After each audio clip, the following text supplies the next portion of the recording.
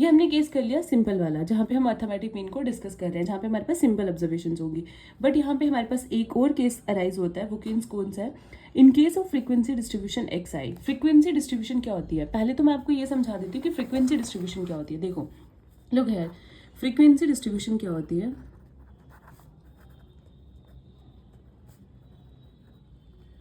Okay देखो, frequency distribution का मतलब है, जैसे मैंने आपको बताया मान के चलते हैं कि हमारे पास ऑब्जर्वेशंस हैं 1 2 3 4 5, रिपीट हो रहा है 2 3 6 4, जो भी, ठीक है, हमारे पास ऑब्जर्वेशंस हैं। अब इन सारी ऑब्जर्वेशंस में हमने इसका फ्रीक्वेंसी डिस्ट्रीब्यूशन करना है। तो हमारे पास ये ऑब्जर्वेशंस है, हम इसका फ्रीक्वेंसी डिस्ट्रीब्यूशन कैसे करेंगे? देखो 1 हमारे पास क्या कौन कौन सी ऑब्जर्वेशन है? 1 है, 2 है, 3 है, 1 है, 2 है, 3 4 5 which is 4 5 and last one है 6। बाकी सारी रिपीट हो रही है। ओके अब देखेंगे हम 1 कितने टाइम्स है? 1 2 ओनली 2 टाइम्स, ठीक है। एंड 2 कितने टाइम्स है? 1 2 only 2 times. 3 2 times, 4 2 times, 5 2 times, sorry, and 6 1 time. अब ये जो 1 हमारे ऑब्जर्वेशंस में 2 टाइम है, 2 2 टाइम्स है, ये ज़्यादा भी हो सकते हैं, वो तो ठीक है 2 2 टाइम्स आ रहे हैं, बट ये ज़्यादा कम कुछ भी हो सकता है। ऐसा नहीं है कि सबकी फ्रिक्वेंसी डिस्ट्रीब्यूशन। इसका मतलब कि 1 हमारी ऑब्जर्वेशन में 1 की फ्रिक्वेंसी कितनी है? 2, 2 की फ्रिक्वेंसी कितनी है? 2, 3 की कितनी है? 2। तो मतलब हमारे ऑब्जर्वेशंस में, हमारे डेटा में ये नंबर इतने टाइम्स रिपीट हो रहे हैं, that is called frequency distribution. समझ आया? होपफुली आपको आइडिया मिला होगा यहाँ से कि फ्रिक्वेंसी डिस्ट्रीब्यूशन क्या होता है, कि एक ऑब्जर्वेशन कितने टाइम रिपीट हो रही है, वो हमारे डेटा में कितने टाइम्स आ रही है, दैट इज कॉल्ड फ्रिक्वेंसी। ठीक है, वो उसकी फ्रिक्वेंसी हो जाएगी, और जब हम उसको प्रॉपर ऐसे करके लिखते हैं वो उसकी एक डिस्ट्रीब्यूशन बन जाएगी, that is called frequency distribution. अब अगर हमें मीन निकालना होगा फ्रीक्वेंसी डिस्ट्रीब्यूशन वाली ऑब्जर्वेशंस का, तो कुछ नहीं करना, same formula. In case of frequency distribution F I, frequency को डिनोट करते हैं हम एफ से। देखो फ्रीक्वेंसी को डिनोट करते हैं हम स्मॉल एफ से, ठीक है, दैट इज फ्रीक्वेंसी। अब जब हम x1 से लेके xn तक हमारी ऑब्जर्वेशंस होंगी, तो इनकी फ्रीक्वेंसी क्या होगी? x1 की f1 होगी, सो ऑन टू वैसे ही सबकी fn तक जाएगी, ठीक है। तो ये आ जाता है हमारे पास where F I is the frequency of the variable X I. तो एफ आई जो है वो हमारी एक्स आई वेरिएबल्स की फ्रीक्वेंसी होगी। What is X I? मतलब observations from 1 to n, x1 x2 so on to n तक जाएगी। इसमें कंफ्यूज नहीं होना एक्स आई क्या है। नोटेशन स्टैटिस्टिक्स में समझना बहुत इंपॉर्टेंट है, आपको एक छोटी छोटी टर्म्स का पता होना चाहिए, ये किसके लिए है और ये क्या रिप्रेजेंट कर रही है। ओके नाउ अब फ्रीक्वेंसी डिस्ट्रीब्यूशन में हमारे पास क्या फॉर्मूला बनेगा? देखो जैसे हमने सिंपल फॉर्मूला बनाया यहाँ पे x bar which is equal to x1 x2 so on to xn upon n। ऐसे ही अगर in case of frequency distribution, in case of frequency distribution के केस में हम क्या करेंगे?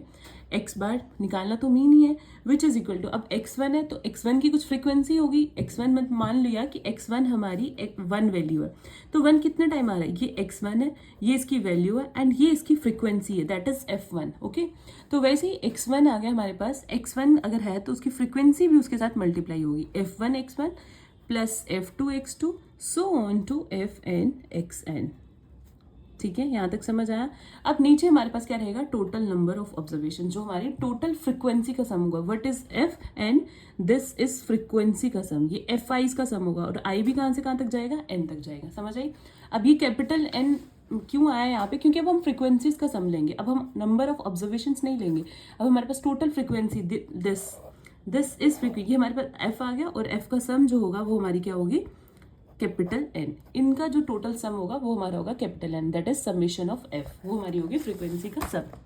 ठीक है, तो देखो हमने क्या लिखा? X bar which is equal to f1 x1 plus f2 x2 plus so on to fn xn divided by f1 plus f2 plus so on to fn which is equal to submission of i goes to 1 to n fi xi divided by submission of i goes to 1 to n fi। वैसे ही same मैंने आपको बताया, जैसे हमने combine करके इसको submission की form में लिखा, वैसे ही हम इसको भी लिख सकते हैं। देखो कैसे लिखेंगे?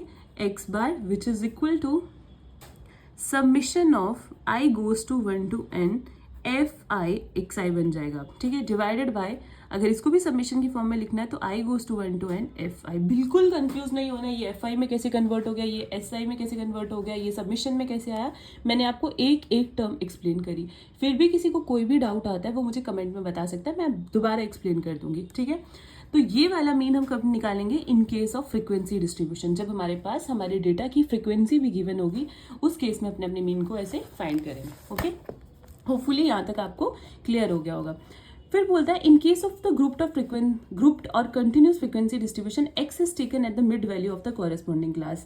अब हम ये तो हमने नॉर्मल डिस्क्रीट डेटा का पढ़ा, लेकिन अगर हमारे पास कंटिन्यूस डेटा आ जाए, अब आपको डिस्क्रीट और कंटिन्यूस डेटा का भी पता होना चाहिए। डिस्क्रीट डेटा सिंपल हमारे पास नंबर ऑफ ऑब्जर्वेशन जो हमारे पास काउंटेबल ऑब्जर्वेशन होती है, बट कंटिन्यूस डेटा में क्या होता है, हमारे पास एक इंटरवल गिवन होता है, आपको एक इंटरवल दिया जाता है, जैसे 0 to 5, 5 to 10, 10 to जो भी 15, ये आपका एक इंटरवल बन जाता है। ऐसे डेटा को हम कंटिन्यूस डेटा बोलते हैं। इस केस में मीन कैसे निकालते हैं वो हम नेक्स्ट टॉपिक में वो भी पढ़ेंगे।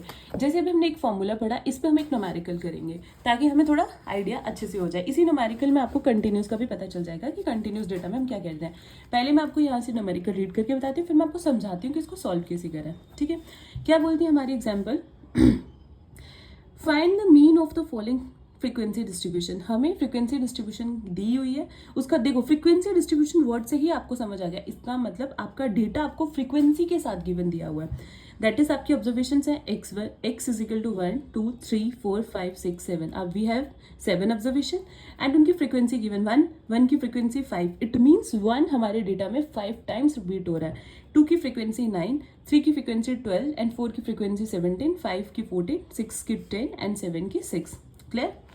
नाउ ये तो फर्स्ट हमें इसका क्या निकालना है, अर्थमेटिक मीन निकालना है। ये हमारा फर्स्ट पार्ट, हमें we have to find out the arithmetic mean of this data. Okay, now the second क्या बोल रहा है, calculate the arithmetic mean of the marks from the following data. देखो ये सिंपल डेटा आ गया। अब इसी क्वेश्चन में उसने हमें एक क्लास इंटरवल में कंटिन्यूस डेटा का भी डेटा दे दिया, हमें उसका भी अर्थमेटिक मीन निकालना है। पहले हमने सिंपल पढ़ा, तो मैं आपको सिंपल वाली एग्जांपल समझाऊंगी कि इसका कैसे अर्थमेटिक। अब आपको फॉर्मूला तो सबको याद होगा, सिंपल वाला फॉर्मूला होता है that is x bar is equal to x1 plus x2 plus x2। लेकिन हमारे पास डेटा कौन सा है जिसमें हमारे पास फ्रीक्वेंसी गिवन है, तो हम ये फॉर्मूला यूज करेंगे दैट इज x। अगर आपके पास फ्रीक्वेंसी गिवन नहीं होती और आपको अर्थमेटिक मीन निकालना होता तो आप सिंपल ये वाला फॉर्मूला यूज करते, बट आपके पास फ्रीक्वेंसी गिवन है और आपको अर्थमेटिक मीन निकालना है, तो हम ये वाला फॉर्मूला यूज करेंगे which is x bar which is equal to f1 x1 plus f2 x2 so on to fn xn upon submission of i goes to 1 to n fi। Okay, और हम इसको ऐसे भी लिख सकते हैं। अभी मैं आपको बताऊंगी हमने कैसे सॉल्व किया। देखो सबसे पहले हम इसमें एक टेबल बनाएंगे अपना, ये जैसे बुक में टेबल बना है। मैं आपको बुक से इसलिए पढ़ा रही हूँ ताकि आप भी ज़्यादा से ज़्यादा टेक्स्ट बुक को रेफर करो और इसी के अपने रफ प्रैक्टिस करो, इसको अपने नोट्स बनाओ। बुक को टेक्स्ट बुक को पढ़ने से आपको ज़्यादा चीज़ें पता चलेंगी, वरना मैं एग्जाम्पल लेके आपको ये नोटबुक पे भी सॉल्व करके बता देती हूँ। बुक से पढ़ाऊंगी और बताऊंगी कैसे कैसे कैलकुलेशन हुई हैं। ओके, सबसे पहले हमने क्या बोला कि हमें कंप्यूटेशन करनी है मीन की। ठीक है, मीन निकालना है। इसको करने का तरीका क्या होता है, आपको एक प्रॉपर एक टेबल बनाना है। टेबल में सबसे पहले आपके पास क्या वैल्यूज गिवन है, दैट इज x। आपको x वैल्यूज गिवन है, आपको वो लिखनी है। आपको फ्रीक्वेंसी गिवन है, नेक्स्ट आपका टेबल बनता है, नेक्स्ट आपका कॉलम बनता है फ्रीक्वेंसी का। दो ही चीजें गिवन है आपके पास, एक तो x ऑब्जर्वेशन और दूसरा आपके पास फ्रीक्वेंसी गिवन है। ओके, और उसके साथ साथ हमें क्या निकालना है, देखो अब अपने फॉर्मूले को देखो, हमें अर्थमेटिक मीन निकालना है। अर्थमेटिक मीन में हमें क्या चाहिए, f1 x1 plus f2 x2 so on to fn xn। और ये आपके पास कैसे आएगा, f1 x1 plus f2 x2 कैसे आएगा, f1 इंटू x1 मतलब ऑब्जर्वेशन की मल्टीप्लाई उसकी फ्रीक्वेंसी के साथ, f2 मतलब सेकंड ऑब्जर्वेशन की सेकंड फ्रीक्वेंसी के साथ, सो ऑन टू ऐसी n ऑब्जर्वेशन जितनी आपके पास ऑब्जर्वेशन होगी उनको उनकी फ्रीक्वेंसी के साथ मल्टीप्लाई करेंगे। सिंपल देखो x और f, ये x1 है, ये f1 है। 1 इंटू 5 हमें क्या निकालना है, f into x। 1 into 5 which is equal to 5, 2 into 9 which is equal to 18, 3 into 12 which is equal to 36, 4 into 17 which is equal to 68। ऐसे ही सो ऑन हमने 7 ऑब्जर्वेशन की मल्टीप्लाई करके हमारे पास एफ एक्स की वैल्यू आ गई। अब एफ एक्स की वैल्यू आ गई, लेकिन अपना फॉर्मूला देखो, हमें क्या चाहिए, हमारे पास क्या आया एफ एक्स, हमें उसका सबमिशन चाहिए सिंगल सिंगल। ये f1 x1 है, f2 x2 है, f3 x3 है, सो ऑन टू ऐसे ही f7 x7 है। ठीक है, लेकिन हमें क्या चाहिए अपने फॉर्मूले में, उसका सबमिशन चाहिए ना, तो हमने उसका सबमिशन ले लिया। मतलब इन सारी वैल्यूज का सम करके हमारे पास आया 299 which is the submission of f x.